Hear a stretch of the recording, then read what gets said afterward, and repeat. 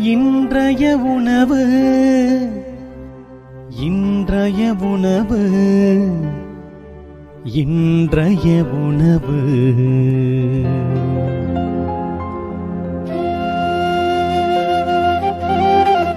நற்செய்தி வழங்குபவர் தந்தை நிர்மல் ராஜ்.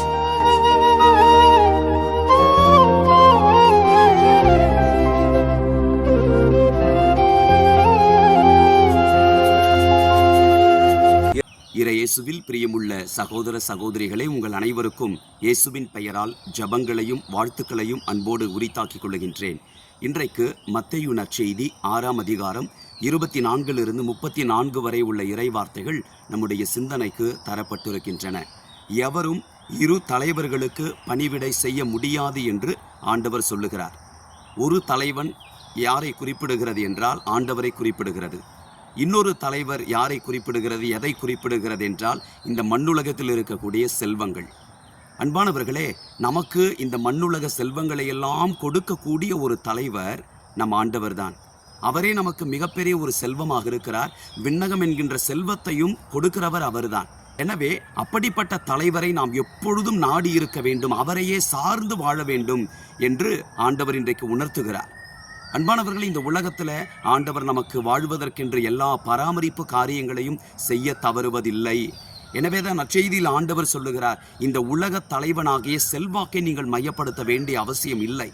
காட்டுமலர் செடியை பாருங்கள், புற்பூண்டுகளை பாருங்கள், வானத்து பறவைகளை பாருங்கள். உங்கள் உடையை குறித்தோ உணவை குறித்தோ இருப்பிடத்தை குறித்தோ நீங்கள் கவலைப்பட வேண்டாம். இந்த உலக காரியங்களிலே நீங்கள் கவலைப்பட்டு வாழ்ந்தால் உங்களுடைய கவலை உங்களை ஒரு அடி உயர உங்களை வளர்த்தெடுக்க முடியுமா? முடியவே முடியாது. ஆகையினால் அன்பிற்குரியவர்களே, நாம் கடவுளை சார்ந்து வாழ்பவர்களாக இருக்க வேண்டும். அவரே நமக்கு சொத்து, அவரே நமக்கு தலைவர். அவரை நாடி வாழ்ந்தால் இந்த உலகத்தில் இருக்கிற சொத்துக்கள் எல்லாம் நமக்கு கொட்டி கொடுக்கப்படும். இந்த படிப்பினையை நம்முடைய வாழ்க்கையிலே ஒரு சிலர் கொஞ்சம் கொஞ்சமாக மறந்து கொண்டே இருக்கிறார்கள். ஆண்டவருடைய காரியங்களுக்கு எந்த முக்கியத்துவமும் கொடுப்பதில்லை.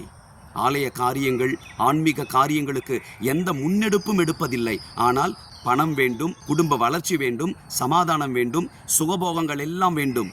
ஆன்மீக வாழ்க்கையில ஏன் பின்தங்கி செல்லுகிறார்கள் என்று பங்கு தந்தை கேட்டால் கூட, என் குடும்பத்துக்கு நீங்க சம்பாதிச்சு போடுறீங்களா என்று எதிர்த்து கேள்வியை கேட்கிற மனிதர்கள் இன்றைக்கு ஏராளமாக பெருகிவிட்டார்கள். எங்கள் அன்பின் ஆண்டவரே, நீர் எங்களை படைத்தீர், எங்களை பராமரித்து கொண்டிருக்கிறீர். எங்கள் தேவைகளை நாங்கள் கேட்பதற்கு முன்பாகவே நீர் அறிந்திருக்கிறீர். இந்த காரியங்களிலே நாங்கள் முழு நம்பிக்கை வைத்து, நீரே எங்கள் சொத்து, விண்ணகம் என்கின்ற சொத்தையும் தரக்கூடியவர் நீர் மட்டுமே என்பதை உணர்ந்து உமக்கு நாங்கள் முன்னிடம் தருகிற பொழுது, உம்மையே சார்ந்து வாழ்கிற பொழுது இந்த உலக தேவைகளெல்லாம் நிச்சயம் உம்மால் சந்திக்கப்படும் என்பதை நாங்கள் உணர்ந்து உமக்கு முதன்மையான இடத்தை தர எங்களை ஆசீர்வதிப்பீராக. இயேசுவின் நாமத்தில் ஜெபிக்கின்றோம் தந்தையே, ஆமேன்.